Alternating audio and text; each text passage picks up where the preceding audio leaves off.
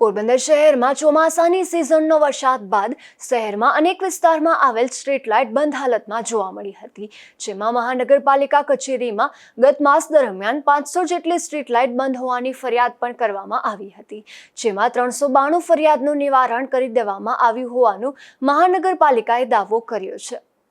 પોરબંદર શહેરમાં વિવિધ વિસ્તારમાં મહાનગરપાલિકા હસ્તકની સ્ટ્રીટ લાઇટ આવેલી છે, જેમાં શહેરના વિવિધ મુખ્ય માર્ગો ઉપરાંત શહેરના વિવિધ વિસ્તારમાં પાલિકા દ્વારા થોડા વર્ષો પૂર્વે જ એલઈડી સ્ટ્રીટ લાઇટ નાખવામાં આવી હતી, પરંતુ શહેરમાં ચોમાસાની સિઝનનો વરસાદ પડતાની સાથે જ સ્ટ્રીટ લાઇટ બંધ પડવાની ફરિયાદોનો મહાનગરપાલિકા ઇલેક્ટ્રિક વિભાગમાં ઢગલો થયો હતો। પોરબંદર મહાનગરપાલિકા કચેરી ખાતે ગત માસ દરમિયાન સ્ટ્રીટ લાઇટ બંધ હોવાની કુલ 500 જેટલી ફરિયાદો મળી હતી, પરંતુ તેમાંથી માત્ર 392 જેટલી ફરિયાદોનો નિકાલ થયો હતો। હાલ પણ શહેરમાં સ્ટ્રીટ લાઇટ બંધ હોવાની અનેક ફરિયાદો પેન્ડિંગ જોવા મળી રહી છે।